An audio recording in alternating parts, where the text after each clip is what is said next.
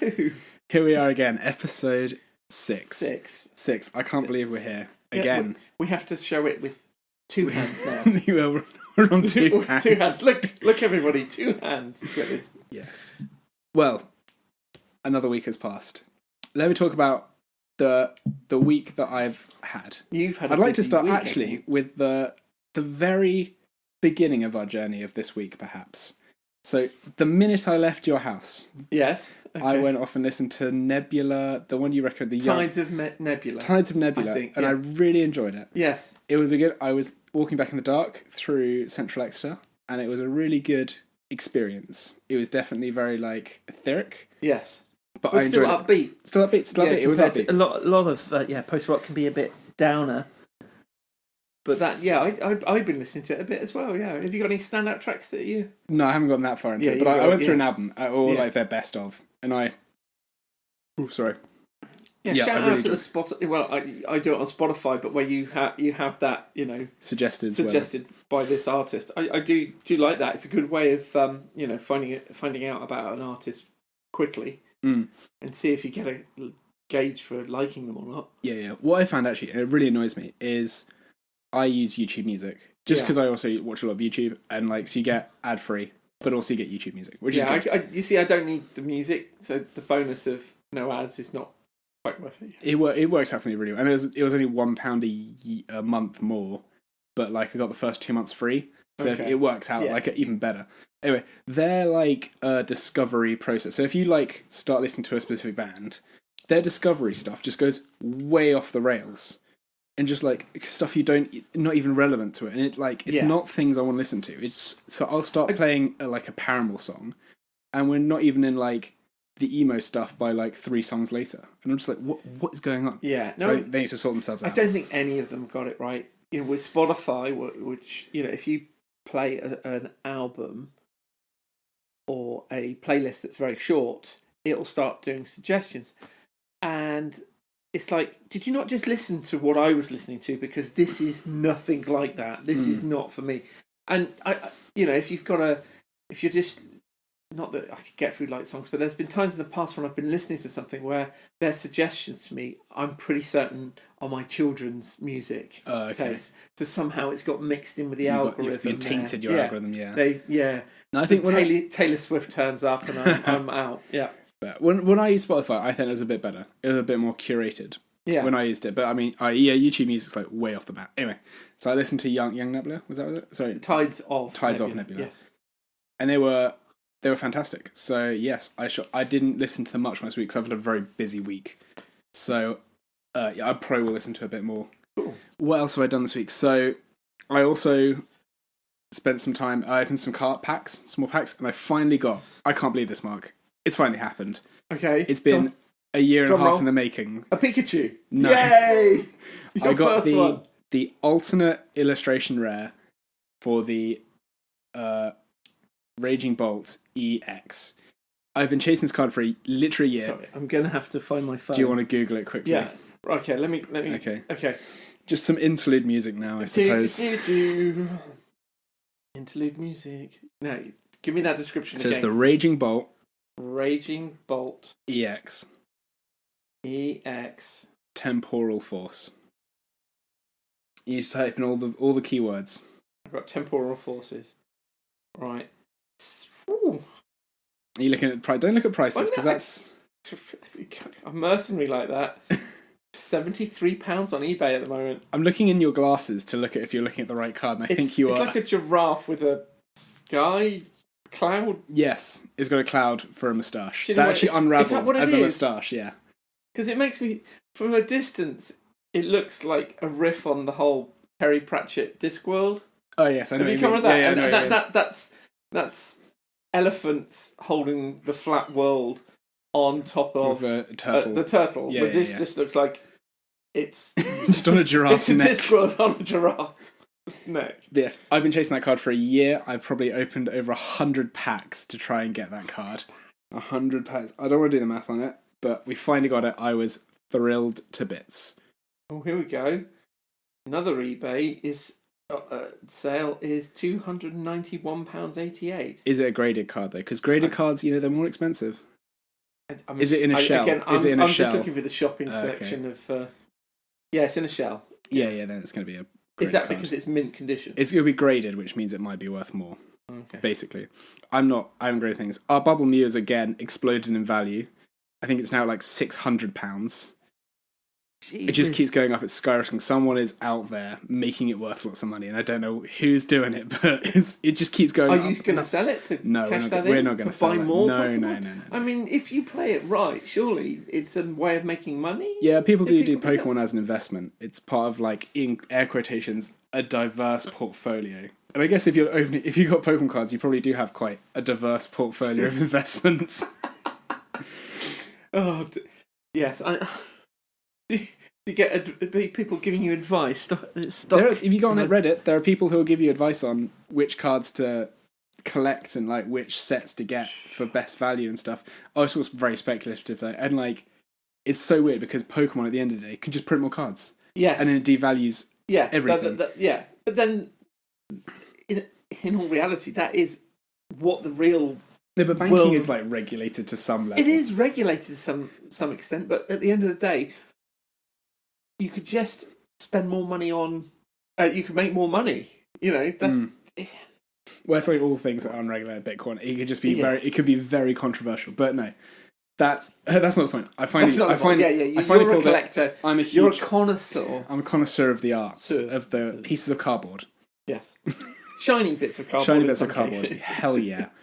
So I was really stoked about that. I was like jumping up and down in the house. It was just so stupid because it's just a piece of cardboard. But I was like, I finally got it. I finally own it. And then you realised you just scuffed the edge of it. No, I didn't. It went straight in all the protective casings. It was literally like. Do you just have the protective cases ready?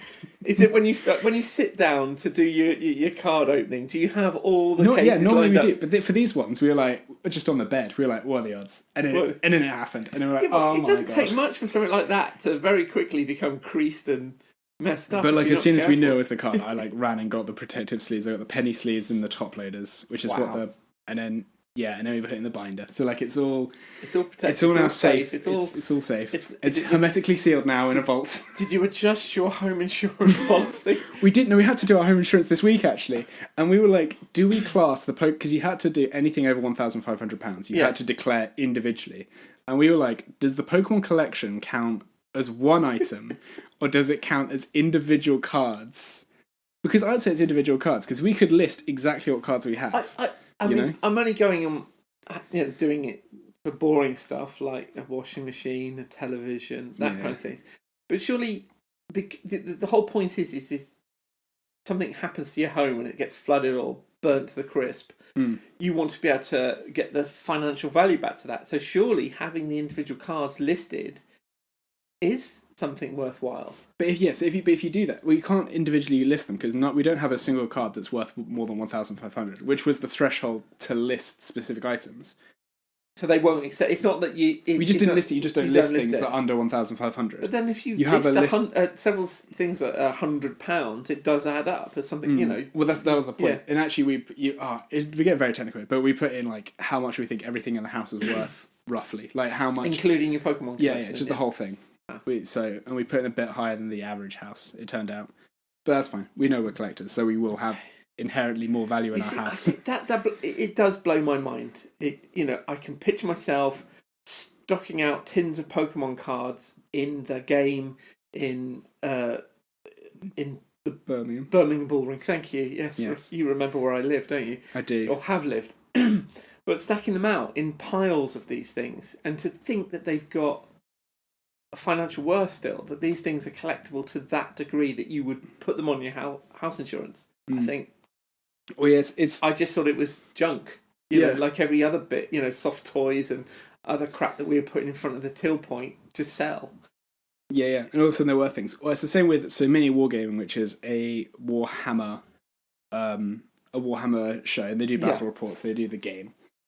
They, like, once a year have to get all their minis out for the insurance. They have to get them all, and they do a video about all our armies or whatever.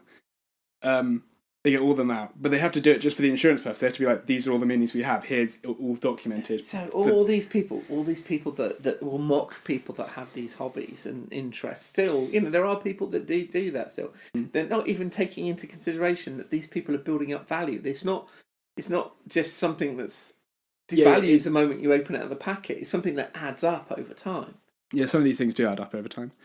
So yeah, that was an exciting day. That was a good day. It was a good day. And then actually that same day we went to, I went out. Actually, so this is the weekend we just had. And on the Saturday, it's a very busy weekend. I've had a very busy week in general, bizarrely. You're a very busy man. Well, yeah, it just seemed to be that way. I think it's because producer Tom was away this week, so I had to edit last week's episode. So actually, props to producer Tom. He spends a lot of time editing, because I had to do one episode, and it took me like 2 evenings really to do. So props to him.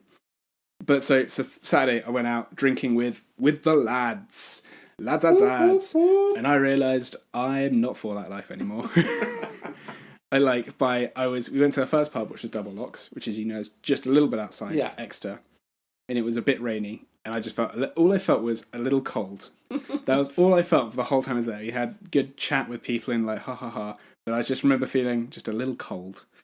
And then we went to Topsham Brewery, which is lovely. very central. It's really nice, but it's perfect for summer, isn't it?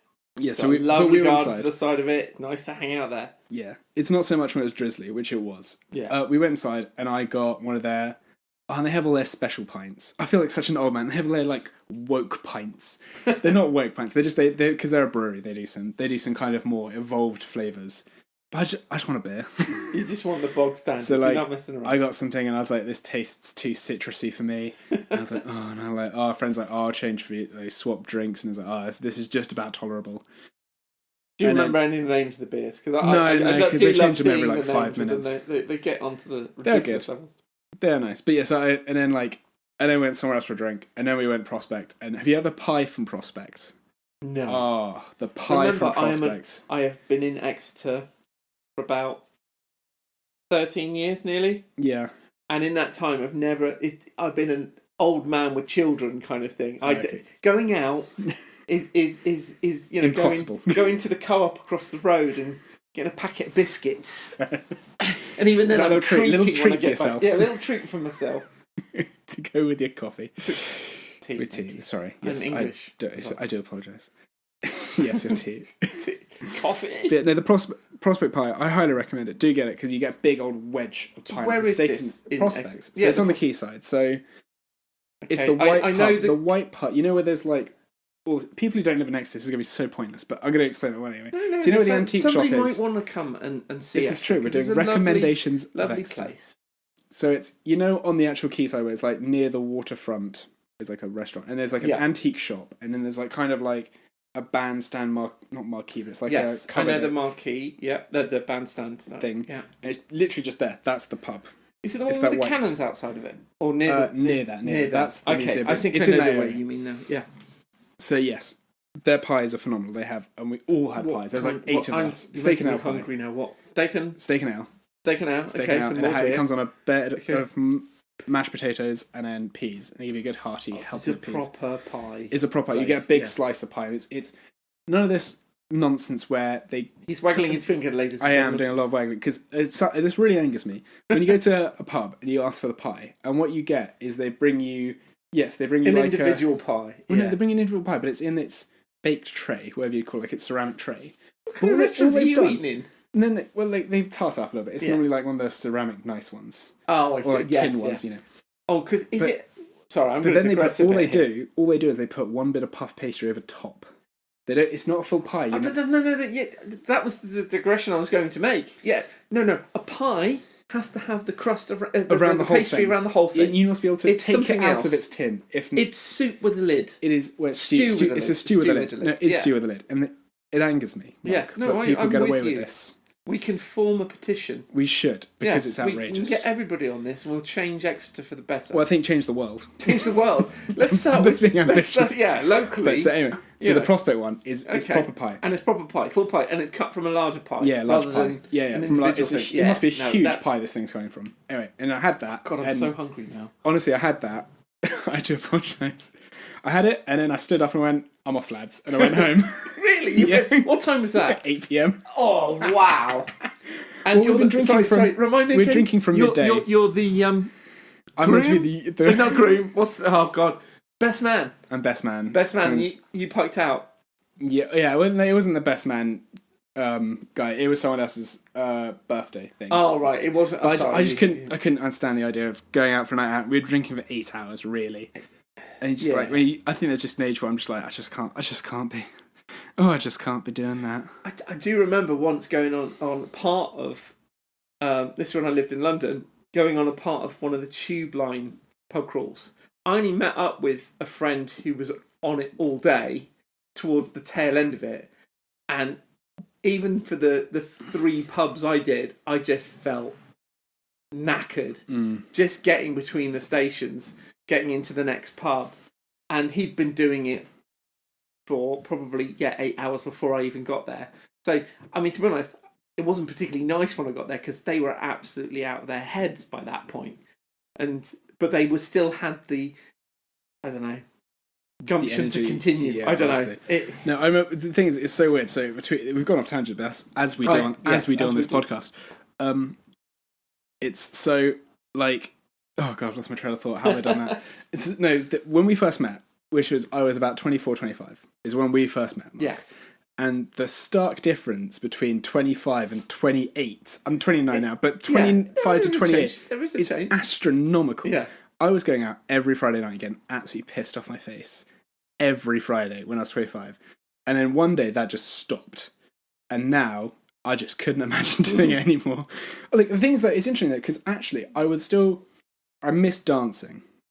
I like to go out and have a dance, but I don't want to go to Timepiece to have. I don't want to go to a drunk nightclub to have a dance. I want to go to like a concert where I know all the songs, or like a boiler room where the music is great. Have you tried a silent disco? I've tried silent discos. I've never liked it. Helen and my wife is trying to get me to go to one. I've never been a big dancer, but I do like the idea of it because a lot of the time it's in a different venue than a nightclub. It's not sticky floors. I think she's been on one which was actually at Exeter Cathedral, and you've got the ability to choose the music that's more appealing to you. So for me, it'd be the one that's offering the 90s, indie music, stuff, the cheesy 90s stuff, rather than the hardcore dance kind of stuff. But it's the ability to be able to be there with people that have got different tastes in music and you grooving along. I think I do need to do that. That's fair. When I've gone, there've always been 3 channels, and all 3 channels I don't like. I realise I have quite niche, not niche, but like a lot of my friends don't. No, I don't have a good kid. Is it going to be a meme that like that's the only band I like? I do like other bands. Yeah. Name one. No, Beach Bunny. There you go. Beach Bunny. And then who else? I don't know, like Paramore, Two Door Cinema Club, the Wombats. We could go through a whole list. Okay, you win. The Beaches. Beaches have been very good. Tides of Nebula. Woo! Tides of Nebula. I've enjoyed them. But yeah, no, I found that my music taste has never quite been. I think it sounds like it's probably, from the way Helen has spoken about it, it seems like it's aimed at a particular market, which I probably am in the age demographic more than you are. But I do like the idea of going. I think that has been a lost thing of, if you want to go out and dance, you don't have to go get shit faced at 1 a.m. to go dance. I think that's the only thing that that's kind of what society deems. I've seen them advertise things in places like Exmouth. There's like daytime raves, and the idea being that you can take your children. It's a safe place to do it, or a daytime nightclub. So you're not having to. We know our dear friend Isaac. He's a DJ and owner of lighting fixtures. He goes to the library and does the 80s, like over 60s night or whatever. Which isn't really an over 60s night, it's an over 60s mid-afternoon. Would you ever consider taking up a more classical dance? Doing... Would I? When I was in primary school, I did ballet and contemporary dance. Which I didn't think you're biting your tongue so hard right now. It's something people don't know about me, but I did. When I was a kid, I know I'm a broad guy now, I'm a big broad guy now, but when I was a little scrawny kid when I was younger, and a very elegant little boy. It sounds weird. Well, it's true though. Okay. I mean, right now I'm picturing you in the leotard. Whoa, excuse me. I see it's ripping at the seams a little bit as you hench out of it. So just burst out of it. Yes. But I've really enjoyed. I think I've always enjoyed dancing. Yeah. Actually, and yeah, I think it'd be really cool if it was more like not about just getting absolutely shit faced on a Friday night. And I think the problem is for a lot of people, you need that crutch to be able to go out on the dance floor, isn't it? You got to have a few drinks in you to feel confident enough to. But like even but is that because they're not really dancing? People are just like. Actually, last time we went out clubbing, it's like there's just a lot of people standing on the dance floor on their phones. I'm like, this is. Well, it's just not the vibe, is it? The last time I went proper clubbing would have been in a time where it would have been a Nokia. Yeah, people are playing Snake on the dance floor. Yeah, they were. It's not the same. No, I agree, and it's a problem. Yeah. But it's so be it. It's interesting you were talking about that with the Good Kid, and it seems like it was done in a fun way rather than the usual thing of holding your phone up to take. Oh, people did do that, but very quickly that will, everyone does it for the first 5 seconds, and then they get into it, and then everyone's into it. So that was cool. Yes. So what else did I do this week? Just thinking about it. So that was the pie. That was lads. Place. I'm gonna have to. I'm surprised you've never been. But anyway, so Sunday we then go with Jess's family to go see the women's rugby at Sandy Park, which is the Exeter's Exeter Chiefs Stadium, basically. Yeah. And it was really good. So the first game we saw was the New Zealand versus Japan. And that was a really good game. It was interesting to see, and it's the same with the men's game, is the diversity of body types in a rugby team. Yeah. Firstly, I'm not I don't like sports souffles. Yeah. I'll watch England when they're playing the World Cup or the Euros in football or the World Cup in rugby. Like, I watch that kind of national level stuff if it's on and if I can be bothered. But I'm not going to go and support my local team because it just doesn't just jive with me. It's not for me. But I went to this because Jess's mum wanted to and Jess wanted to. So we went. So it was interesting to see, firstly, the body types. Yeah. There's a huge divide. You had tiny women and then absolute units of women. These women looked super strong and super scary. They were so intimidating. But then you had like these little ones and they were just as scary, actually. It was really interesting to see that like diversity in the teams. And then, so the first game was really good. New Zealand won, if I remember correctly, by not loads of no's, but a bit. And then at the end, the Japanese team, they went round and they like bowed at all the different like stands, which was very sweet. And then we had, after that, was the other game, which was France versus Brazil. Yeah. And the Brazilian women looked very, very scary. They looked like absolute weapons. And the French looked very calm and composed.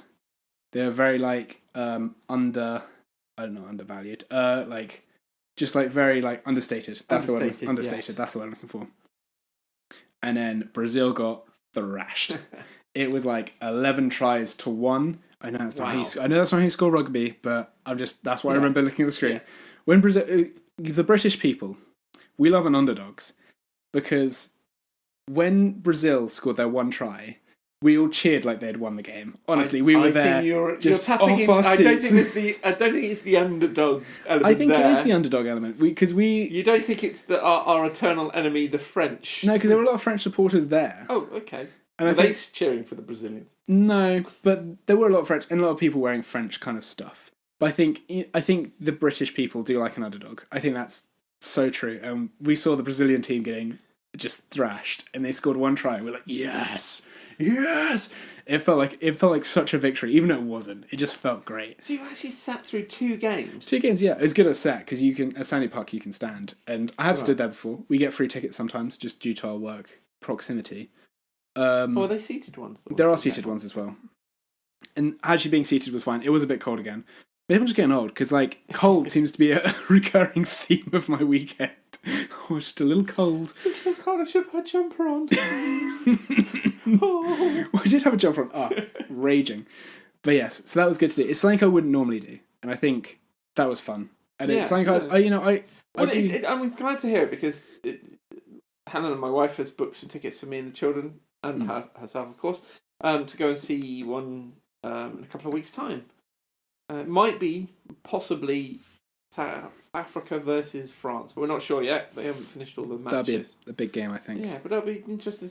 I've never been to a football match, a rugby match. Oh, really? You've never been to a live sporting event? Yeah, I'm not a big sports person like yourself, really. I've never made it a. You don't made it an active thing. I live quite near St James's Park, the Exeter. Football club. Exeter Football Club. So I do find it annoying when they all come out, but hey, you should stop being a grumpy old man. God, he's looking at your. I can imagine you looking out your window, being like, "Oh, look at those people enjoying themselves. How dare they?" Sometimes they look miserable when they come out. I don't know why. They haven't even enjoyed themselves. They're blocking up my streets. No, that's unfair. I apologise to any Exeter Football Club fans. You're very welcome in this area. It's just not for us. That's the point. It's just not for us. It's just not for us. What, these two fucking nerds? It's just not... Yeah, just. But that's the thing. Is that the nerd. When I was younger, anyway, the nerd was the underdog. So the British people would not fight for them still because they were nerds. And it was if you were into football, that was the cool thing. That was the thing to do at in the school playground was play football every break, and I just never got into that. And I suppose it just added to the whole thing of just being like, they don't like me, I don't like them, and the resentment just grew. Fair enough. Well, yeah, I think if you're not in the group, then like as you grow older, the whole thing is a more open community thing, like actual events and like the proper sporting teams just become less and less relevant to your life, right? Yeah, and I think it has diversified as well. It feels like there's people from a wider range of backgrounds are watching football and supporting teams and stuff like that. Whereas it always felt like just. Maybe it was because I was at school, but it just felt like the boys' gang, you know? I know what you mean, yeah. And the women's football as well has become huge, especially in the UK. We won the Euros, the women's team, which was a big deal. I watched some of those games because one of my friends is very into the women's football, and I watched it not with her, but like just so we could like message and like talk about something. It was quite nice.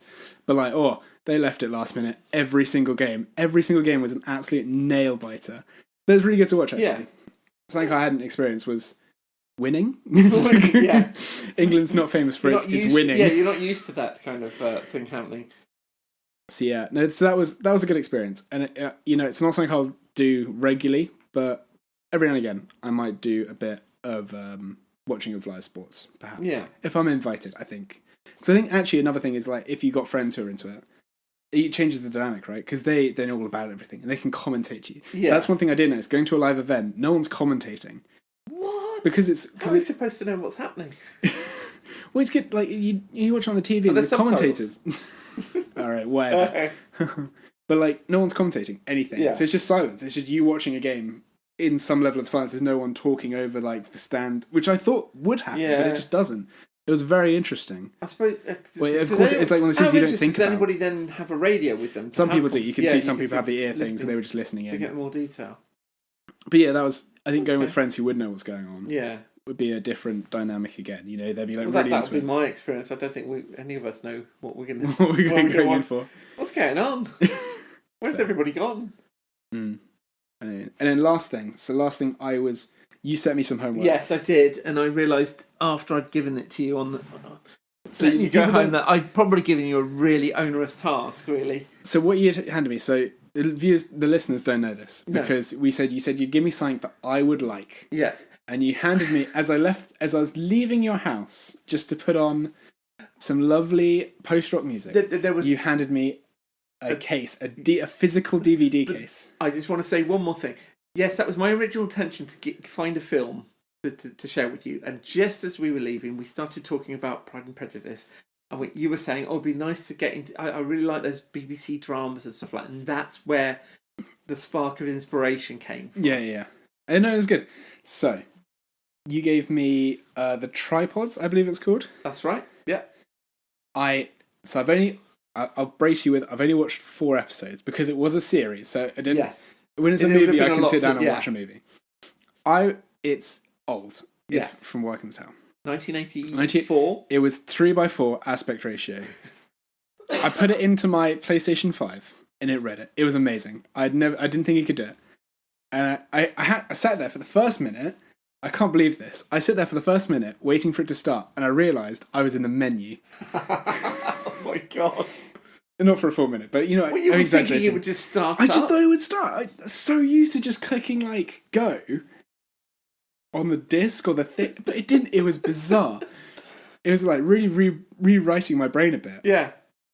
So I started. You remember to press play. So I started, and actually, it hooked me. Really? It hooks me really, really well. Because it starts by telling you the year is 2089 AD. Yeah. And you're like, ooh. But everything's old, and it's like medieval times. And you're like, what's going on? And then, like, they're talking about the capping day of this guy. And then the tripod. And you know what? So it is old. It's a BBC, and you can feel it's cheap. But they've used the budget really creatively, it feels like.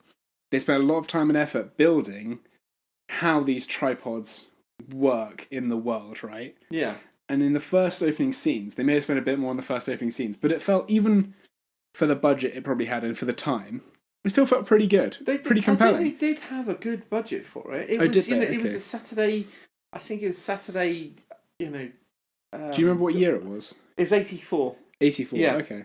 I was thinking 90s. I was like, for 90s, it's a bit. No, but for 90s, yeah. But for its special effects were spot on for the time. Mm. What's the word? They were leading the way with what they were achieving for British television. In the early 80s. And to put it this way, I remember, and I was there. I think there was a Blue Peter episode where they had a section on it where they talked about the special effects and showed some of it off. I think it was Blue Peter. There was definitely another program talking about it and talking about the effects and stuff. But sorry, Karen. And then the real story is about two kids. So the capping is like a coming of age thing, right? Where you're presented to the alien tripod ship. You never see it thus far. We're only 3 episodes in. You don't see the aliens themselves. You just see their tripod ships that roam the lands. So what happens is when it's your day to be capped, you're coming of age, the tripod grabs you, and it pulls you up into the ship, and then like a day later, you come out again, and you've got like this brass, intricate thing on your head, right? It's like a triangle thing, yeah. It feels very like Baroque, if that makes sense. It's kind of like intricate thing. It's like an intricate plate, I don't know. And they slap it on your head, and then you are like placated almost. Yeah, you definitely become pacified. Pacified. And they talk later about how you lose your creativity or inquisitiveness and stuff like this. Yeah. And everyone must get capped or whatever it is. And there's two boys who are like, you know what? I don't want this. This seems scary. And you can become a vagrant if it goes wrong. Yeah. Which is like these people who've gone crazy. It just messes you up. So there's also these vagrant people who are running around, kind of like zombies, but like crazy people. These two kids are like, we don't want this, actually. So they find a vagrant who isn't actually a vagrant. He's just not been capped. Or he's disguised as a guy who has been capped. And they essentially flee England. And there's some really interesting ideas. Like things like, they've not seen a map before. And they're like, what's all this stuff? And he's like, that's the ocean, baby. And they're like, what's the ocean? Like, all this kind of stuff. And it's really interesting. I don't know, it's just really interesting. And the two kids go on a very long-winded adventure down through France. They're trying to find something, the Silver Mountain, I think it's called. Yeah, the White Mountains. The White Mountains. And I haven't got very far, but I've actually really enjoyed it. The episodes have been really good written. There's been good storyline through all of them. There've definitely been some kind of like apocalyptic thing in places because you get, and again, the visuals are great. You can tell that they're BBC's 1980, but they're fine. They're really, they tell the story, which is fantastic. And the clothes are funny because they're like trying to guess what people are going to wear in 2089. And as we creep up, I'm like, that's not what we're going to be wearing. Their technology levels going down. Yeah, they're still in medieval times, but they've still got all the technology that we would have now, but like they don't know what it does. Yeah, so there's some stuff they're like they don't really understand what our stuff that we would know. They don't really understand it, and they kind of learn a bit of that as well. And they meet some other characters, and it's really interesting. I'm really enjoying it. And actually, Jess's mum had seen it, and she's made dire comments on everything you suggested thus far. But she said about this one, she's like, I remember watching that, and that was all right. So you got the seal of approval from Jess's mum. Wow, I can't believe she would say that she's got dire comments about 2001, personally, a classic film of all times, but... That's fine. It's good she to definitely know. has some comments about maybe she did, like, with me, so I've got fond memories of it. This was my childhood. When it came out, I would have been at 8 or 9. It was something I really remember absolutely loving. and desperate to tune into the next episode. I can feel that. No, there's definitely a feeling of like, if it wasn't, I think I went to bed last night because I watched it last night. I think if it wasn't like 11:45, I would have hit next episode if I didn't have work today, basically. Well, I'm really glad that I finally found something you're enjoying. I'm not saying it's a love, I'm saying it's a like, but I'm only on episode 3, so it could change, but I'm glad. I'm going to keep watching it this week. Okay. And yes, hopefully I'll continue to enjoy it, as I have. Well, I was going to talk a bit about it, but I think what I'll do, I'll leave that because it'll give you more chance to get, see what's still to watch without too many spoilers. Yeah. But there's some interesting things about the production. There's some things about the books themselves. Yeah, they just looked up and said it's from books, essentially. Yeah. John Christopher's the author. And he did actually write, and I can't remember what it's called off the top of my head suddenly, but he did actually write a prequel story of suggesting how they got to that point. Oh, okay. Yeah, before the tripods, or when the tripods came. Yeah. You're talking about the main story. And it's something I keep meaning to track down a copy myself. It's not. I've read the books before. I've got a copy somewhere. It's a copy. It was lovely. I really loved the art of it. It was tie-in novels to go with the, because the books came out in the late 60s. So there were tie-in copies to go with the tripod series that had pictures of the characters and stuff on the cover. But with the graphic from the outside. Oh, that's something I meant to ask you. What do you think of the music? Because I really think that's a nice electronic score there. It is electronic score. Yeah. Thinking back, nothing's grabbed me. I didn't, at the time of watching, I didn't think anything special of it. Like, normally if there's good music, my brain picks up on it, or like music I like, my brain will go, oh, I like, this is a thing. But I wasn't getting any of that, so clearly my brain didn't think much of it. But I mean, it was electronic. I just remember it being electronic, and having some thoughts on that. So yes, that's been my week, I suppose. It's been a busy week, so I haven't had much time to consume as much or watch as much as I'd hoped to. Yes. What about yourself, Mark? Have you had a? Well, Have you had a good week? Yeah. What did I get up to? I mean, I've had that homework for you, but I don't know if we're going to tie that into. We'll tie that in a bit later. Because that's part of what I want to talk about in my kind of segment. That was to create my own D&D character. So I'll talk about that in a little while. I think the main thing I was going to talk about this week was my wife and I. We've been looking forward to it for quite a while now. It's the Netflix adaptation of the Thursday Murder Club. Oh, I have watched that. I did watch it. You did watch it as well. I did watch that as well. Yes, but no, you do go ahead. Yes, I have seen it though. So I sat down with a lot of anticipation with my lovely wife, and generally I had a really nice time. I don't think it helped that I haven't read the book for quite a while now, and memories of plot points and stuff all got muddled up in my head. So I was trying to second guess myself as watching it, and I couldn't remember what things might have changed from the book itself. But the main aspect that I enjoyed, and it's the same with the books, is the four main characters. Their story through it and their friendship and their adventures really are a lot of fun. And there's a lot of definitely the main characters, Helen Mirren, Pierce Brosnan, who feels a bit too young compared to the other guys. Did you think? Yeah, he's in his early 70s, I think, whereas you've got early 80s with the other characters. Yeah, the other guys. Yeah. And Ben Kingsley, of course. Ben Kingsley still feels quite young. Weirdly, I thought. But he's in his early 80s. He still feels kind of young though. I don't know. I enjoyed his character. Kind of young spirit, I really enjoyed his character, but I also enjoyed Ben Kingsley's character. Yeah, Ben Kingsley. Yeah. And overall, I really had a nice time. There were some things you could tell it was a Netflix production. I was going to say, that's the one critique I had, is it felt a little... I don't know what... We've talked about what we think Netflix does to films to make it feel like Netflix-y. Yeah. And we think what it is that everything feels very neutral. Like, there's like bright colours, but they're all very like clear, super, super crisp colours. And there's not like any stylizing to it. And everything feels perfect. Like, the real world never looks that good, right? Is one thing I fixated on. It just didn't feel like they had any detail to them.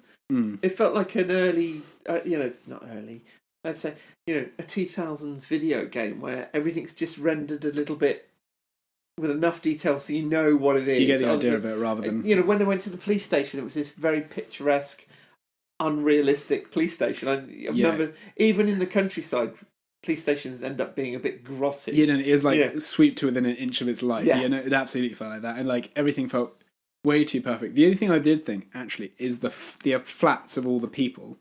Apart from Pierce Brosnan's one, I didn't like his flat. Everyone else's flat felt like what a flat in that apartment block would look like. Yeah, they had very high frequency. When I say high frequency, I just mean like lots of detail wallpaper.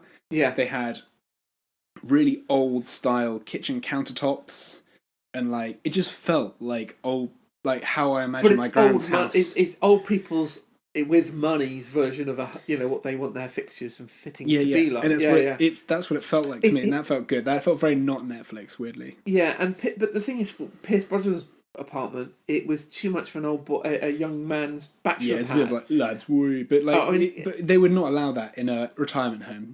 He had like an actual pouring like tap. And like, they would not allow you to install that in your apartment. You can get ones that I can see how that would happen. But what it should have been is it should have had the same kind of decoration as the other, with those things overlaid on it. Yes, it shouldn't look like a bachelor's pad. It should look like a retirement home. Retirement home with somebody that has a beer and a dartboard and football posters on those walls, rather than it being something bespoke for him. It just felt a little bit. It took you out of the reality. Yeah, they're on Netflix because you just don't get that. I mean, and the fact that can Pierce Brosnan play a working class man?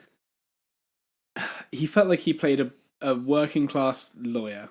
I don't know if that makes sense. I felt like he played a well-to-do actor playing a working class man, which strangely is actually what he's doing, but. No, I get what you mean. Actually. Yeah, well, no, totally. I think it was. I would happily watch another one. I haven't got round. I've only just started some time ago. The second book in the series. I would watch another one quite happily. On your scale, Mark. Where are you sitting? It's a like. It's not like I came away going that was the best thing I've ever seen, or even close to it. But I enjoyed the experience, and the niggles were all just superficial things. It didn't really matter to me. It was just nice. It was a nice thing for. It was actually. When I said lads, I went home at 8 p.m. I went home at 8 p.m. to watch that. I'm just remembering it now. Actually, yeah, that's what I did. Well, at the end, I actually got really emotional at the end. Weirdly, I didn't see this coming, but I was thinking about like Friends, and like. Sorry to turn the mood here. The TV series? No, sorry to turn the mood on this, but like, I was thinking about Friends, and I was like, gosh, my granny I never knew her friends, and I was starting to feel like very sad about the idea that like I won't. So my friends are very dear to me, and like the idea that like my friends I know now, like I may not even know where they are or where they live when I'm like 60 or 70. And like if they're alive or anything, like I just won't know that. That might be really scared me. Actually, I was like, with oh my god. With an element of social media now, you will at least know where they are. I guess so, but like my granny could pick up the phones, but they don't. I don't know what is it. Old people, like, is it a thing when you get older? Maybe you don't like want to hang out with your friends, or like friends are a different thing when you're older, or like maybe just how my family operates, where it's like family. You see your family, you don't really see friends. But maybe you don't see your grandparents with their friends because they come and visit you and you go and visit them, and that's the time that's booked out for that activity. I suppose, but like, in my mind, maybe this is just a difference. I think I would talk to my family about my friends, but my family, my grandparents never talked to me about their friends. Yeah, or they talked to me about people they knew in the past, but they never talked about friends. I don't know. I found it very interesting, and it did make me very sad because I was just like, I don't want to lose my friends. Like, I don't know. It just got me a bit at the end, but like for no reason. There's nothing to the film really. It's just about them being old and having family and friends and talking about. Well, I think the point with that was that's the reason why this. One of the ladies moves in because she has no friends. Yeah, basically. She has no friends, and she's made friends by being in there and it being a welcome thing to aim for in later life. if you end up, away from your partner, or even with your partner, if you're just isolated, all your other friends have moved around and whatnot. No, it was just an interesting thing that got me at the end. I didn't expect it. You know what I mean? Like when something hits you and you're like, when you have a thought and you're like, whoa, that's a big thought. I do wonder how realistic these retirement parks are. Oh no, they're not like that. They're not actually, like that. my aunts, they are pretty well off, and they moved to America. One of them is American, and they moved to America. And they live in a closed community with like a convent, and I think it is like that. I've never been because I can't. It's far. I mean, all I can think of is places I've been to, and I've been to some, the retirement, what they called, care home type sort of situation. I know that's not this. They're not people. These are people that have come to the end near the end of their lives, and they haven't got anywhere else to be, more kind of thing. But that's bleak. Whereas this is somebody with money that's been able to, they want a house. They want their like end of life house, and it's got they got the, like with my aunt's place, they have the intensive care wing. So it's all like the whole progression is laid out. But it's the level of activities that was going on. It felt a little bit. No, to be honest, that sounds like what my aunt's place is like. They have a private swimming pool. They do, they do excursions to like the South America as like a toured group. And they do skiing together, like for the more able. And then they have like you go to the dinner place, and you can bring your own wine, but they also have wine if you'd like the wine. Wow, okay. Like it really is like that. So like these places do exist, but they're perhaps out of reach of us lowly folk. Yeah, I'm not. Yeah, I won't be there. You have a wealth of kids to look after you. Yes, that's why I had 4 of them. One of them's going to do well.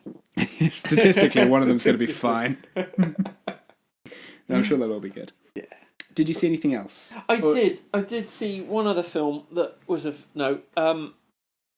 was called The Forgotten Battle, which I got onto it. I'd seen it on Netflix, advertised on Netflix. It might even be a Netflix production. But I've been listening to this audiobook about Arnhem, the Arnhem battle, where the British and Polish armies basically parachuted deep into German-held Holland. Sorry, I'm not speaking very well. So that's one aspect of it. The Americans, I must say, the Americans themselves were racing up to try and meet them at those bridges, so they could join up and end the war before Christmas. And it's a failed battle, and it's an interesting. It's Arnhem Black Tuesday by Al Murray, and it's a really good. Okay, Al Murray's he's originally a comedian. I think he still does stuff. But he's a pub landlord or whatever. He kind of got but I think he has moved on to doing. He has a history podcast, I know that for a fact, where he talks about World War II, just all sorts of things about World War II, and like going really deep into everything about it. So I'm not surprised. He's got a wealth of knowledge on the topics. But what caught my eye on Netflix is something I've seen before, I never got round to, which is The Forgotten Battle. And it's a Dutch production, and it tells another battle that was going on around that time. There was a German town which they started celebrating the Germans starting to retreat. Okay, yeah. But then the Germans turned around and basically decided that they were going to hold this area. This town was on a strip of a channel that led to Antwerp in Belgium, which was a port city. So I think they decided to hold that to stop shipping, Allied shipping getting to Antwerp and refueling and moving on. Yeah, it's strategic location essentially. And it details that kind of battle from the viewpoint of a few different people there. You've got some Dutch people that were starting to be excited that the Allies were coming, but then the Germans turned around and were more vicious than they were before. You've got the story of one of the British, some of the British glider pilots that were on their way to Arnhem, but they end up getting hit and crashing in nearby to this town. And it's just all these little stories that intertwine that happen. And my God, is it quite bleak. A lot of the characters die at the hands of Germans, at the hands of either in fighting, just casualties casualties of war. But then you have resistance members that get shot for their for perceived crimes against the German army, and yeah, overall it was a really nice, well-made production. And the only it was Dutch made, so you got an interesting kind of viewpoint rather than you did have some British characters which was nice. They spoke British, but when it was the Dutch people and the Germans, they spoke their own languages with subtitles over it. So it was a really nice balance of being able to get a feel for it more. Yeah. And yeah, if I would say if you're interested in World War II, like an old guy like me is, I definitely recommend it. But just be ready to come away feeling, even though that the end outcome is that I think that there's a battle towards the end where the Canadians march to take over a stronghold, and hundreds of them seem to be either killed or injured, and they finally get a route through to defeat the Germans, and they win in the end. But then there's a couple of characters later on. There's a German character you're more sympathetic with, ends up dying. You've got another woman that ends up dying, and it just yes, great success. But you're seeing the sacrifices of people that have had to go through to make sure that this happened. That people could, at the end of the day, be saved from German rule and freed. Yeah. Dan, that does seem heavy. I'm not really one for the heavy films, but it does sound like an interesting film. Yeah. Would you, on your rating, because I like to bring it back to the ratings. I would definitely say I think I would want more, really. I think that it could have been a series. It's that kind of thing. I don't know if you've ever seen something like Band of Brothers or whatever. You get a more depth out of it because you're following characters through this thing. And I think there were a few stories there you felt like could have been given more detail with. Okay, that's cool. Nice. And then I assume for your last item of the week.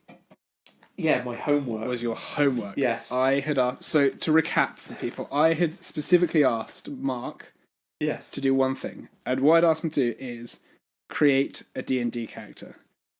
Now, Mark presented me this morning with 3 pages. And these are official. So, first of all, you've gone for official Dungeons and Dragons. Yes. The Wizards of the Coast D&D. And you've printed off an actual character sheet that is very filled off. 2 pages. You went for a barbarian, so there's no spell casting. And then you've also added a lovely. Is this hand painted? No, I used my tablet. You did a tablet. This is very good. It's a lovely program. What's it called? You did a really good job here. Yeah, very good art. Well, I guess you did do an art degree. I did do an art degree, and it's been a very, I don't get to do as much as I used to, but that was one thing I really enjoyed about this homework is the fact I had to block out some time where I sat down and did something creative, and I really enjoyed the experience. So these will be posted on the Instagram, by the way. But yeah, I'm that impressed by that. I thought you'd have traced something. There was some tracing to get the structure. But then I drew it and coloured it in. No, it's good. It's good. I'm very impressed by the picture. But now, so the main point is, you've made a character here. It's a barbarian half-elf with a background of folk hero, alignment, neutral good, I believe. Yeah, neutral good, yeah. Yeah, Janus Woodshade. Now, can you talk to me, and this is the point I'm trying to make here, can you talk to me about your experience creating this? Well, yeah, I mean, the first thing I did, I went to YouTube and I wrote how to design a D&D character. And I came up with a chap whose handle is WASD20. WAS20. WAS20. You know who he is? No, but no. WAS is on your keyboard, it's the arrows.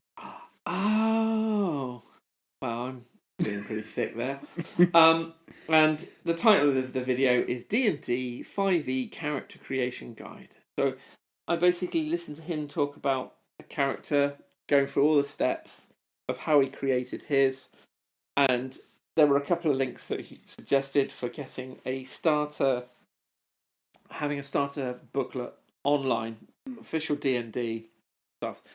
So I went to that, and then suddenly, I think it was at that point where I started feeling a bit more overwhelmed, because it wasn't very easy to navigate this structure to get to the information that he had described. So it was a case of going through this video bit by bit, rewinding, listening again to the instructions he gave, going onto the page itself, having a look for the thing he talked about, then going back and trying to re-listen for the nuances of what he was talking about. And it's just that process that I took. I mirrored what he was doing, but with a character that I came up with by reading. Yeah, I mean, I'm familiar with most kind of types of character, so I had an idea of what I wanted to be. And it was, it was a case of reading through all the races and all the classes and all the backgrounds and that jazz. Yeah, and just trying to see which fitted with the idea I had. So, thank you very much. Firstly, this is actually really, really phenomenal work. I sent this to a few friends. I sent a photo of this, and they were also quite impressed for a first time having done this. It's clear work. So my point is exactly this. It is, if you want to play 5e, if you want to start D&D, and the first thing you find is 5th edition D&D, or you want to play a tabletop RPG, this is too hard. It is. This is too much. Far too much work. And it's insane. And quietly, I've thought, is this just me? But no, I actually, as years have gone by, I've grown in confidence to think this is far too much. And even though you've done this, I feel like I have to mark it like homework. There's you've done really well, but there are a few errors. Things like your armor class is 18. That's insane for a barbarian at level 1. That's not right. You did your dex modifier wrong. These aren't problems with you. This is just the system. It's not you. It's the system. You've given this. I feel like I am being told off here. Your glaive. You've written your glaive twice. One place it gives you a 1d20 in damage. The other place it gives you 1d10 in damage. So things like that. You like that you said, might be down to my duplication. You know what I mean? But then if you're playing and you're like, well, I'm going to roll for my glaive, and you get your d20 out and roll, and you're doing way more damage than you should be doing, like things like that. And then things like you didn't even know where to put, like, where do I put proficiencies? What's the difference between a proficiency and a feat? Yeah, like all this stuff. Yeah, this is too much. There's a lot of words there, and you're not given definitions of what that is. You've got a broad stroke. Oh, this going through it, I do remember it talking about, your armor class, but then it doesn't go into detail. It doesn't then say, well, if you are one of these characters, these are the things you have to do to work that out.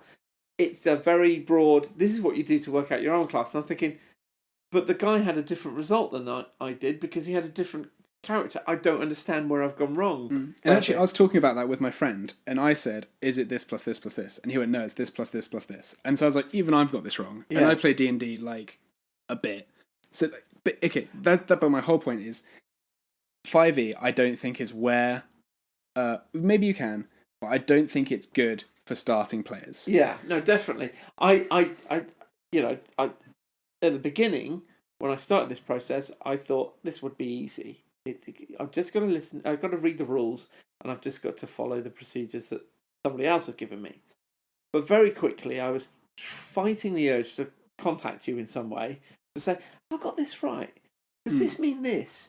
And I would go back to the guide that was that D&D have provided, and there were so many things where it felt like I was going in the right direction to get the information I need, and then it just ended.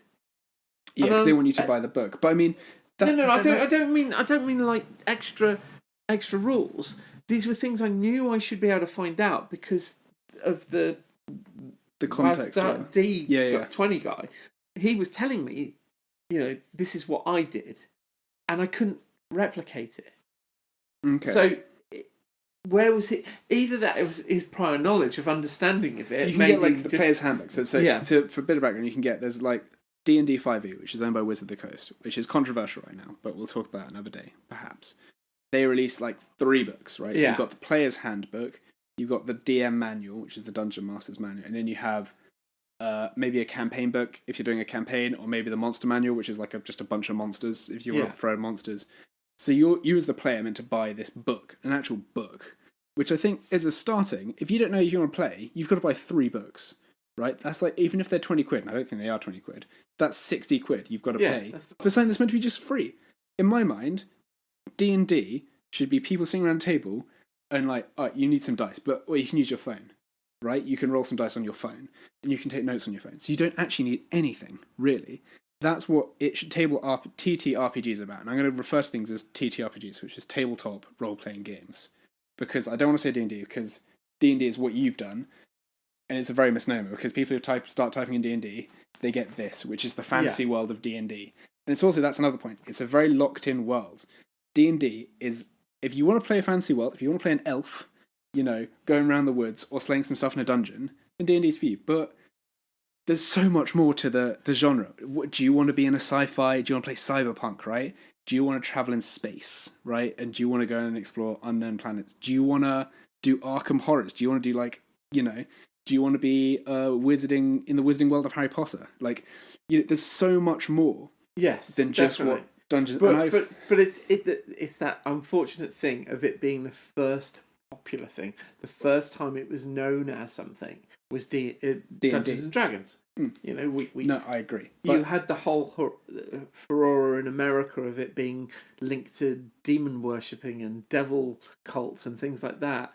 And then, you know, in my childhood, there was Dungeons and Dragons the cartoon, and you know, I don't know if you remember or have come across that one at all.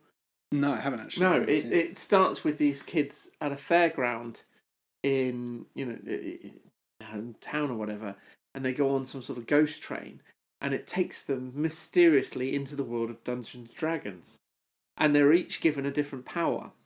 You've got a wizard, you've got a barbarian, you've got a I can't remember the other ones now. You've got a knight, that was another one, and so they're all each given their own power. So it follows that kind of structure of each one is unique because they've got a, you know, there's different weapon or different power that they use for it, and they go up against mostly the same kind of bad guy each time, and then there's a multi-headed dragon and stuff like that. Yeah. But for me, that was my first access to Dungeons and Dragons. Okay. Yeah. But anyway, sorry. My point is, I think what I'm trying to get with this essay, this love letter, whatever, at the end that we do, is this is not the place to start. And I kind of want to talk. I want to get away from people thinking that D&D is where you have to start. It's the be all and end all. It's the be all and end all. And it's, I think also the actual rules, if you dig into them, I personally think they're so locked in. You're basically playing a video game with paper, in my opinion. Yeah. I like to play a bit more light. But, so I kind of want to go back a bit, and I want to talk about, if you want to start D&D, I'm going to talk as if I'm talking to my younger self about starting a D&D, right? Yeah. So I think the first thing is, you've got to get your players down. Who are you going to play with, right? Are you going to be the dungeon master, or are you going to be a player? You got to talk to a team of people. I would say personally, you go 3, even 2. If you feel comfortable with your friends, go 2 people minimum as your other players in the DM. Go up to 5 or 6 max, and I mean really 6 is stretching. I'd say 5 and 6 is stretching it. I like playing at about 4 players. So is that 4 and the DM? Yeah, it's 4 and the DM. Yeah. So 4 players and the DM. And at 5 players, you can manage 6 players. It's getting really... Is that about the workload for the DM? Yeah, and also, you've got to keep an eye on all these characters, you've got to keep an eye, but all also, their stats and all their... If you're talking, you know, if the DM's got to be an NPC and you've got 6 people you've got to talk to in an evening, you're only going to get 15 minutes maybe of conversation before the next guy's got to have his conversation with it. So you also diminish how much time everyone's actually playing the game. Is that element of you're waiting for somebody else to have their go? Yeah, a bit of that. And also, you know, cross communication within the party is a bit harder. But more point is, it's also just managing, right? 4 people is very manageable. You can communicate with 4 people a lot easier. You can arrange 4 people a lot easier to turn up on the same day. Like, I know that sounds so silly, but actually arranging people to turn up on the same day is sometimes a real challenge. That was the one time I've ever done role play, and that was something that Drew organised. It was a science fiction fantasy. there was how many of us? 4 of us. There were 5. I think 5 actually, but we swapped in out players as needed because I knew this would be an issue. Yeah, and we lasted 3 sessions. We lasted 2 sessions. We nearly did 3, but someone bailed at the last minute. Yeah. It becomes so unmanageable when you have loads of people, and it is hard to get people down. Now, so if you get your players together, say you've got a team, you all want to do it, and that's great. I would say, as the DM, if you've decided to be a DM, or if you want to be a player, but someone else to be a DM, but they don't know what they want to do, I would look at other rule sets. I would look at other games. Now, I was initially going to come in here and be like, you should look at this game, and this game, and this game. But actually, having looked deeper into how many TTRPGs there are, there's no point in me telling you what you should go for, because there's like thousands. But you must be able to say what to avoid. I mean, you're already saying 5th edition D&D to avoid. Okay, I would say, I've got some notes. I would say you can do 5th edition, and what the advantage, I know I hate on it a lot, but the one advantage with 5th edition is because everyone's played it, because there's so much content. It's really hard to make a character, but there are guides online. Yeah, there is content online. If you want to run a campaign, they've got loads of content for campaigns. I mean, when I did my YouTube search for it, I had a multitude of people to choose from, offering some form of start your character here. Yeah, that's it, and that's kind of, I guess, the one advantage of D&D is there is so much content, but it is also so onerous, and you don't even know if you've made a mistake. That's the other thing. My first copy of that, I was putting numbers in the margin as I went along, just before I completed it. I don't have it. I threw it away, but I should have kept it just to see the mess that it was in to begin with. And the other part I was thinking is, well, why am I filling this in pen? And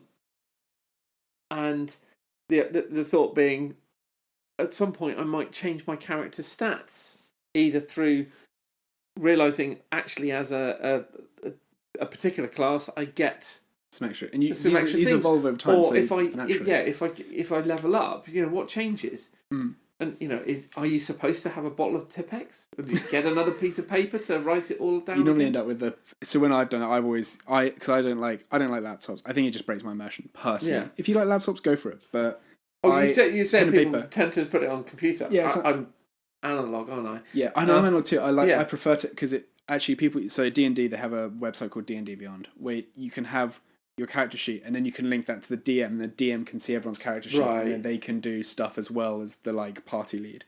I'm just not, because you're basically playing a video game. You might as well switch. But for some people, they like it, so I'm here for it. So if that's what you get out of it, then go for it. But I've always had pen and paper, and by the time I've rubbed out my health bar, I've rubbed through the page. Basically, it's like the page is torn apart. Going back to your original question, though, Mark. You want a whiteboard? Maybe I do. Maybe I'll do it on a whiteboard.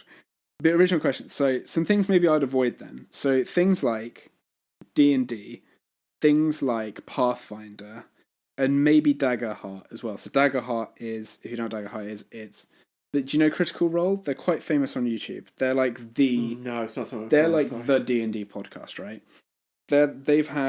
They're on Amazon now. Vox Machina. Oh, yeah. No, that's them. That's their stuff. Them. Okay. So... And also, there's some things about them I want to talk about later. But they've basically made their own D&D called. But what I was going to say, so that what you'll have is people trying to copy the format of D&D. Well, they've done it for different reasons, but the Daggerheart is built in a way that's kept as much to D&D as possible without being actual D&D. Pathfinder is a spin-off of D&D, like 3rd edition. It's span off, and it's now its own thing entirely. But there's loads of alternatives, right? So if you want a family-friendly ones, there's things like Wander Home and Quest and Tiny Dungeon and then Root. So we talked about the board game Root. Yes. They have a TTRPG. Okay. And these ones do some... I haven't looked... This isn't what I mean. There's so many. I couldn't look at them all. But these ones are they're for the family. So if you can... In some of them, the Dungeon Master swaps around every other session and someone else's. And it's more about building the story together than doing a dungeon crawl. Yeah. Right? There's, if you want things that are super generic, so one system I have run, which I enjoyed, it was a bit clunky. Maybe it was less clunky than I think than D&D, but I think people might disagree with that. Was the Cypher system, and it's very generic. So it applies to if you want to be superheroes, or if you want to be sci-fi shooters, or if you want to do like a noir. Was that crime? Was that the first one we tried to start up? No. Oh no, that was yes. We were doing a cyber thing. Yeah, we did yes. a cyber thing. Yes, that was the cipher system, and it is a little. I think it's a little complicated, but I found it intuitive personally. So that might be a bit better way. People say things like Dungeon Crawl Classic might be a bit better, but there's things like there's like 1-page rules, right? Yeah. Which is like literally 1 page for all the rules, and it's more about the story. And I think places like this are better to start. And I think if people just Google like lighter RPGs, that's a good place to start, really. I think look at the options out there. So things like, I mean, I could go on to list. There's things like, for my birthday, Jess got me a book called Bastionland, which is about Arthurian knights, where you play as knights and you build a hex crawler, which is more like you build the map. And so you don't have to build out a story. So if you don't have to write a campaign, because the campaign kind of writes itself. There's things like, there's one that I've backed on Kickstarter, because it's an amazing guy. It's called Wild Imaginary West, where it's kind of that gold rush era, but there are monsters there. And you've got to like deal with the monsters whilst you're doing your gold rushing Western cowboy stuff. You know, there's Mork Borg, which is one of the most famous apocalyptic RPGs out there. There's Dark Heresy, if you want to do Warhammer. Yeah. You know, there's Into the Odd, which is a horror one, but apparently quite rules light. There's things like, so for spaceships and stuff, there's Stars Without Numbers, and then there's one that actually caught my eye, and I think we might try this. It's called Travelers, and it's built for 1 player and a game master. Yeah. Which sounds interesting. Yeah. So I mean, there's even ones, you know, if you just have 2 people, there are TTRPGs for you. Another one I really want to mention is it's called 1,000-Year-Old Vampire, and we might have talked about this on the podcast, but this is a solo RPG where you write the you essentially get we'll do this for our 10th episode, where you're infected into a vampire or a monster of some kind, and you live 1,000 years, and you are writing your diary of your life of 1,000 years. And if you want to see a good example of this, Games Night, Angry Tom from the Yogscast, he does this with some people, and it's really interesting. He plays it 2 players, so he's the dungeon master of writing down your stuff, and you kind of, as the player, tell the story of your vampire. But how does it work if you are one? So you just write a diary. You're just literally writing a diary. So you roll some dice, and it tells you some outcomes. The mechanisms work. You got to trust the process. Yeah. But the mechanism work. You roll some dice. It tells you kind of like a vague idea of what might happen to your character, a good thing and a bad thing, maybe, or just bad things. Yeah. And you've got to weave that into your story of your character. Because one of the things I found most bizarre about the D&D thing was that element where you took the background of your character and had to create that, and it gave you the option to roll a dice and choose some of the, what were they called? Which, like, your backgrounds and stuff? Yeah, the backgrounds. They had things like personality traits that you had to roll for 2 of them. And you have, like, you have things like personalities, like your ideals and your bonds and your flaws and stuff like that. Yes. Yeah. And I felt that was very constraining, to be honest. You don't have to roll for those. I know, but even the fact that they were on offer, I think you should be. In my mind, I had an idea of what I wanted my character, and again, going back to it being prescribed, they try to advise that you might want to choose one of these personality traits, and it's thinking, well, actually, yeah, some of those might work for me, but I wanted to do something slightly different, and I wasn't confident enough to be able to go, well, I can go against that. And this is I'll get onto that point, and again, about communication, because I think it's so important, actually, communication. But again, this is why I don't like D&D, because this is what I mean when I say it's a video game, because a video game is, you have options. In TTRPGs, it shouldn't be about options. It should be about what your idea is. And it's so important, I think, and this is something I've been a flaw of, is just communication. So as a dungeon master, as a game master, you've got to communicate how you might want to play, or how you think your playstyle might be. So I've had things where have you heard of like on rails?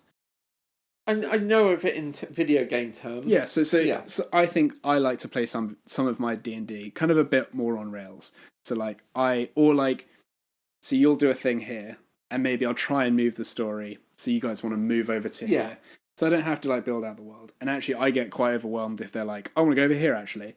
So I feel like I've got to build out the whole world, and it's like too much. Especially when I was running a homebrew, because like when you run a homebrew, you've got to write all the lore, all the characters, all this stuff yourself. I would say if you want to do a homebrew, I'm talking to whoever would like to know that, do it. It's worth doing because your imagination is, I think, sometimes way better, and you can build in more reactive stuff to how the players are going to play. But you've got to keep it constrained. Don't go huge super world. Don't try and write the whole continent or whatever. Keep it local and keep it small, and do real good detail in the small things, because that makes so much difference. If you're thinking about like the kingdom over here, and what they look like, you're not thinking about it's also that far away. You could do all that work and not even travel there because your players are going, well, we want to go there. Well, this is what I mean. You end up on rails and you're trying to shoehorn. So it's all about communication. And, as the GM being like, this is how I think I might do things. And as a player, if you've got a character idea, communicate that it's not you versus the dungeon master. Yeah. It's you guys together to create a story. Create an experience. So talk to them, say whatever role-playing game you choose, be like, I like this style, but like I want to change this weapon so it's a bit more befitting of my character. And a good DM and a good GM will be like, sure, we'll do that, and maybe that's too powerful, so we'll add some kind of like nerf to your character as a whole, rein you in a little bit, bring you in some quirky ways. So now you've got a challenge as a player. I think that's in my mind, those are the key things, right? You've got to have good communication with your party. It's a back and forth. It's not us versus them. Yeah. And it's, don't try and be like the edgelord murder hobo. Everyone's first character ends up being a murder hobo, which is basically going around killing everyone they don't like or have any mild disagreement with, right? Because you can in D&D. That's the whole point of D&D, is you go around stabbing everyone because you can. But like, I would advise against that. Or maybe in your first time, if you're going to, again, this is part of the communication. I don't think I would want to be that. That's maybe more about me, but even with that experience we had, I went for somebody who was a little bit more arrogant refined and cowardly. Because just the idea of just destroying the world around you. That's the equivalent of liking TNT in Minecraft. Yeah. Well, it is. But people like that, and some people, and actually, I think a lot of people who aren't used to D&D speak a lot more in actions than doing words, right? They'll be like, my character does this. Because they're not used to having to do the kind of almost performative stuff. Yeah. And some people actually get a bit off put by that. So one of the people I watch on YouTube, and I've forgotten his name, and it really upsets me. He talks about his experience with D&D and starting, and he watched a lot of Critical Role, who are the D&D podcast, and he said he found that very off-putting because these guys, they're all professional actors. And they're professional voice actors and stuff. So, of course, they're going to be fantastic at their character. Yeah. And he was like, well, do I have to be like that? Like, does that... and that could put you off completely if you see these well-produced videos. Very refined people who are, they're great at it. They've done this all their life. And you're like, is that how I've got to play it? No, you don't have to play that. You've got to... that's the communication you've got to have with your party. If you have that as a complex, you're not going to want to do it. You're going to be frightened off of it. If that's the standard you think you've got to live up to. It is unrealistic standards, but it's not their fault for doing, because they're also I'm not trying to say it's a blame. I'm just saying that it's got to be balanced out, to have that understanding that that's not how it has to be. No, absolutely. I think a lot of the barrier in my mind to starting is thinking you've got to do D&D as is on this page. And I think you've highlighted excellently that this is too much. People are going to get things wrong. And actually, if you're sat around a table... Do they do a kind of entry level... Do they do something separate that's like, D&D for basic... for they have like starter boxes. I've never looked at them. But like, at the end of the day, you're going to end up with the full sheets, right? But that's what I'm trying to say. If they wanted... if it was a business that I was running, what I want to do is develop a structure that is accessible... yes, you want to keep your 5... edition 5... but also have something that is aimed at starters. A bit more free roamed, yeah. Yeah, something that's simple to get into. That I suppose that possibly that a lot of what they're doing for that is the pre-filled characters. Yeah, they will have pre-filled. Yeah, but that's not what D&D's about, right? That's not interesting, is it? It's not. Again, that's a video game. You've been given a character. It's character selection. It's not. Let's talk about my character. One of the frustrations when you do hit these open world RPGs. When you go into the starting thing, you're very narrowed in, you can't really create that character that's just, I'm going to, if you wanted to be a murder hobo, it's very difficult to be that person in these games. If you're just going to murder everybody that you come across, you're not going to get any progression because you've destroyed the world around you. But it would be interesting to see that. What would happen if you were in a world and you just started killing people? Surely at some point, the community surrounding it, whatever law enforcement there are, somebody's going to come after you and try and take you down, and you're going to create a really difficult situation for that. But I bet there's not many games that would be able to deal with that real world restrain situation. it well. Yeah, I know what you mean. Like restrain, and I think what happens is in video games, like you just kill everyone and then you just move over to the next town, and or the game resets, right? But like with RPGs, you can have it that village now hates this guy, and they're gonna send a mob after them. It's a bit more. And actually, raise a good point. Actually, is with the murder hobo stuff. If you kill everyone, I think it's also as the DM is going back to this. You've got to communicate as a group. Is what's the tone? What's the tone? Is it we're having fun? It's going to be super silly, or is it we're going to be a bit more serious? It's going to be a bit more mature because we want to role play out some characters and we want to delve into some emotional trauma, or we want to have more meaningful conversations in a party. Like what are you going for in the DM? Because if you're as a DM, taking this adventure seriously, you're going somewhere and you're going to defeat the big bad, but on the way you've got to fight against a load of people.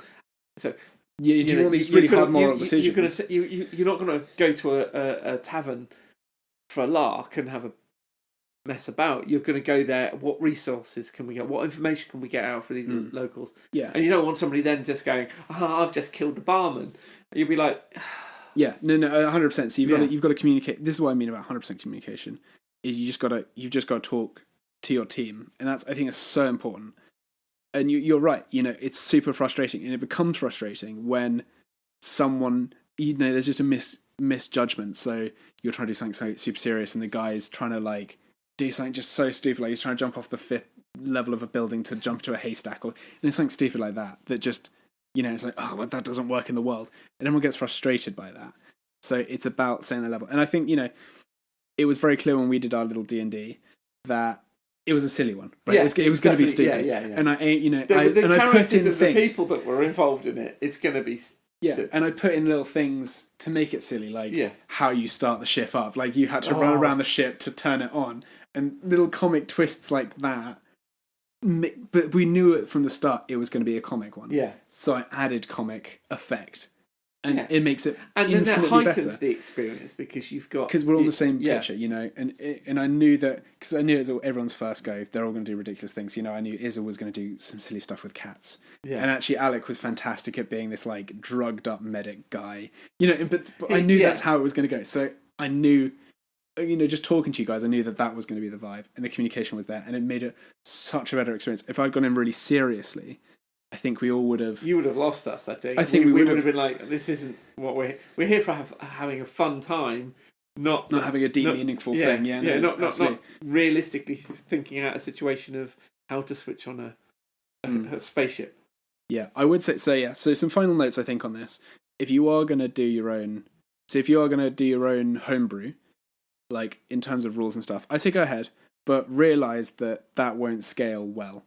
You're not going to write all the stuff up to level 20, right? You're not going to be able to make a robust, rounded, well-balanced system. Is that where the campaign books come in handy? That's where things like D&D work, is that they are balanced, right? So that gives I'm assuming that's more aimed at the DM to be able to. Yeah. So you just say level up, right? Yeah. And everyone can go and look at how you level up, and that's where things like D&D that have very structured things work really well. You don't have to manage the characters too much. If you're doing your own homebrew or some very rules light stuff, the DM has to become quite involved in leveling up and progressing, because you've got to build in what the players get as they level up, but you've got to make it still. You don't want to give people when I did a homebrew one with Jeremy, who I'm the best man for the wedding. He did a campaign over a year, and he did an entirely homebrew system. But it got to a point where, by accident, he hadn't noticed. He gave me a parry thing, where on a roll of a D10, if it's higher than a 5, I parry the damage that would have been done to me to them. Yeah. But he didn't. that's actually, when you think about it, overpowered, because on a 50-50, I can parry anything. Yeah. Like, someone could shoot a nuke at me and I can parry it, and I've just shot the nuke back at them. Yeah. So like, think like, if you don't, that's what I mean. Like, homebrews, they can fall out of balance very, very quickly, because you don't have the time to write a tight rule set, right? You don't have the time to make a really nice structure. You don't have time to play test 1,000 rules, right? So I think if you want to start your own homebrew, that's good. But realize you're only going to get 4 levels in before it becomes almost unmanageable. And that's fine. Then you can transfer to an actual system. You guys understand how D&D work, or like TTRPGs work.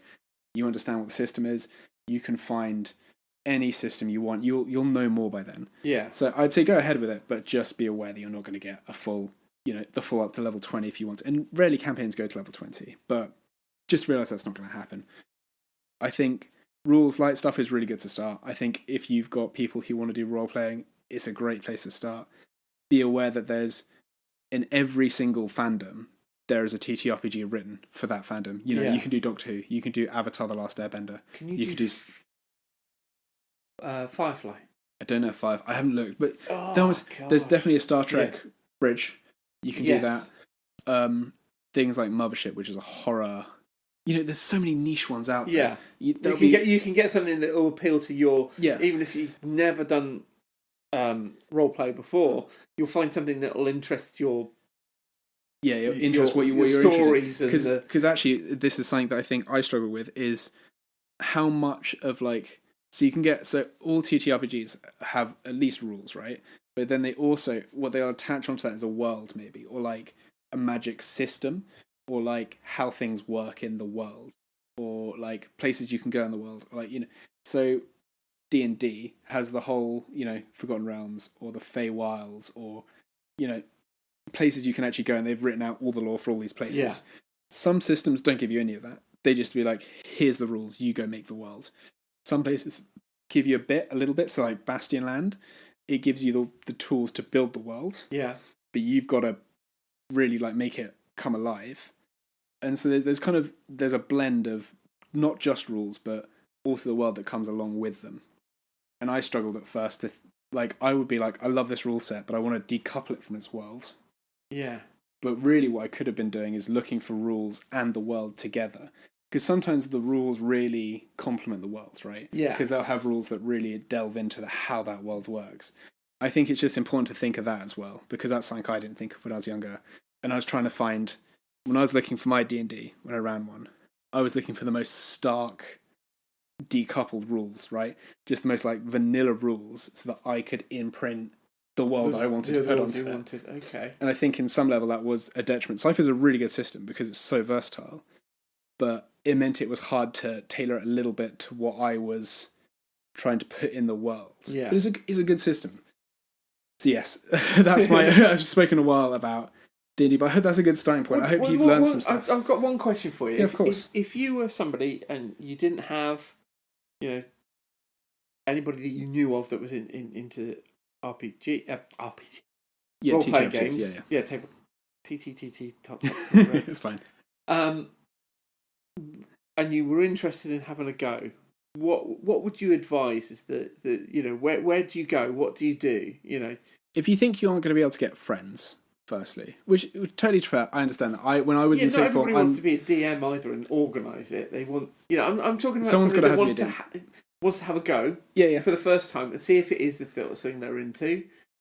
Almost certainly. So in your area, and if you're a bit younger, this might be a bit harder, but almost certainly in your area, someone is running clubs, right?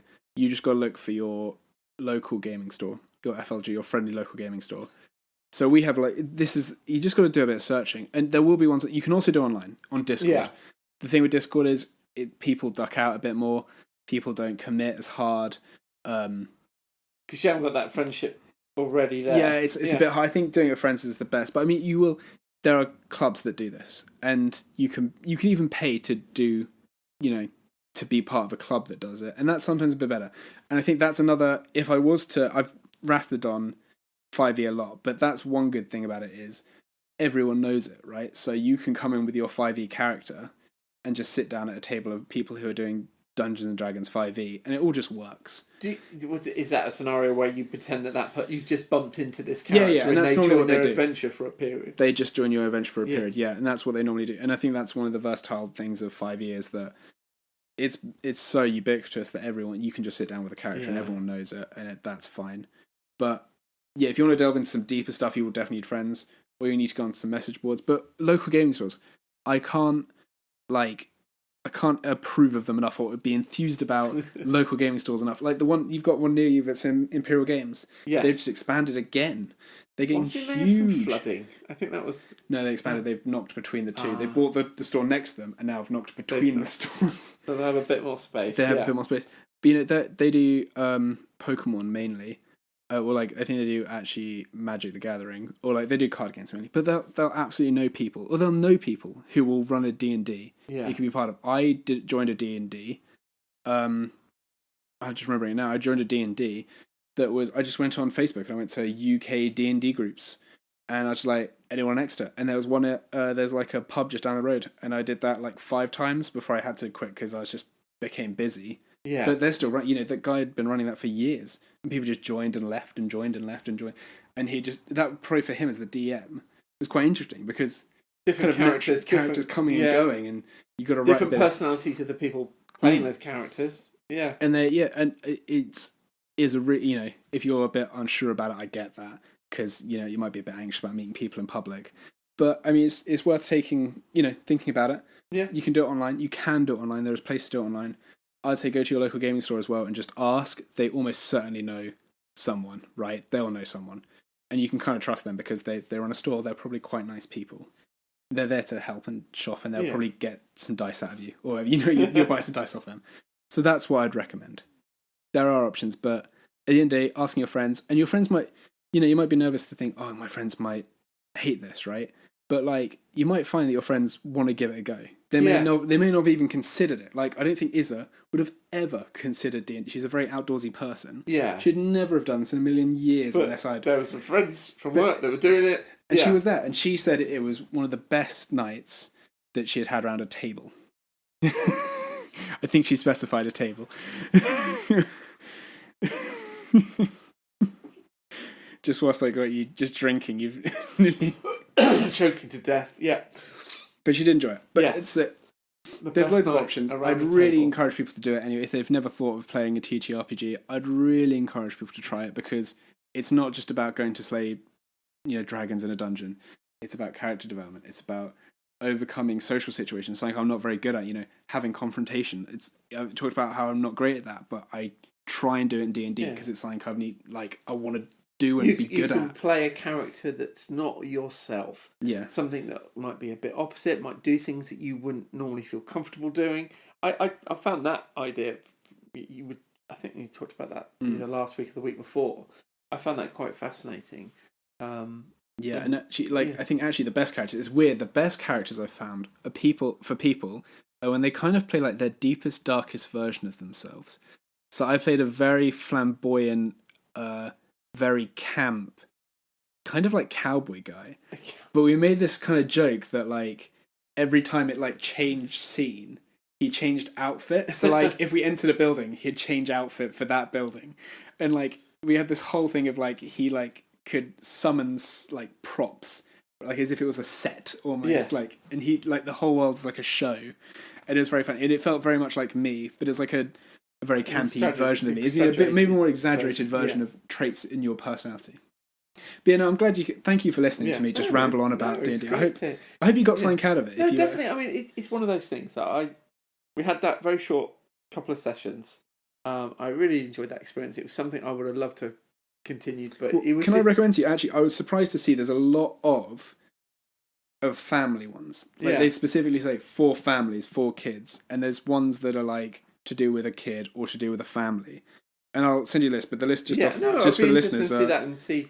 Wonder Home, Quest, Tiny Dungeon, and I think I've put Root TTRPG, but that may be a bit big. But those ones are what have been recommended. And it'd be good to it's maybe a way of getting them. Anything to persuade them not to be on devices at every last moment. Right. And we, me and especially with the boys, we sat down quite a lot and played Risk. in the past. That'll take a whole weekend to get through in the end. But yeah, no, I'd definitely have to prompt it with them and see if there is an inkling of interest from them. Yeah, they might be a bit. I like knowing your kids. They might be a bit old for these, but I mean, they might not. They might find something. Yeah, I've got a mixture of ranges there. So yeah, I'll send you this list, and I'll probably post it on the old Instas. What the list definitely is. Definitely pop it on the Instas. Yeah, cool. Good for people to be able to find some pointers. Yeah. No. We talked about how this is a starting point, a jumping off point. Jumping on point. Yeah, people can go look at some of this stuff. But thank you very much, Mark, for listening to me.